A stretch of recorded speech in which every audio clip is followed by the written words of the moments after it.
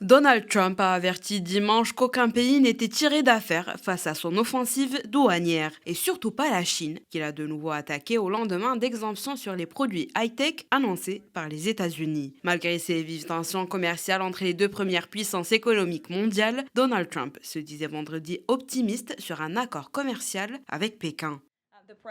Le président serait heureux que la Chine ait l'intention de conclure un accord avec les États-Unis. Mais si la Chine continue de prendre des mesures de rétorsion, ce n'est pas bon pour elle. Les États-Unis d'Amérique sont l'économie la plus forte et la plus performante du monde, comme en témoignent plus de 75 pays qui ont appelé l'administration à conclure immédiatement un bon accord. Le président veut donc faire ce qui est bon pour le peuple américain. Il veut des pratiques commerciales équitables dans le monde entier. Et c'est son intention et son objectif. Si le ministère du Commerce chinois a reconnu le petit pas fait par Washington sur les produits high-tech, la Chine exhorte les États-Unis à faire un grand pas pour corriger leurs erreurs, annuler complètement la mauvaise pratique des droits de douane réciproques et revenir sur le chemin du respect mutuel.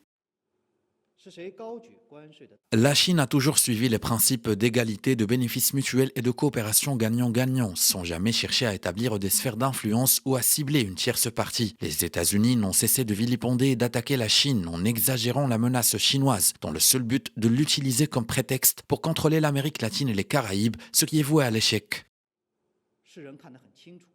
Face à cette guerre commerciale qui s'intensifie, le président chinois Xi Jinping a appelé lundi le Vietnam à se joindre à la Chine pour s'opposer conjointement à l'intimidation. Il a ajouté que les deux pays devaient renforcer leurs relations stratégiques et maintenir la stabilité du système mondial de libre-échange ainsi que des chaînes industrielles et d'approvisionnement. C'est donc dans ce contexte ultra conflictuel que le président chinois a entamé une tournée en Asie du Sud-Est.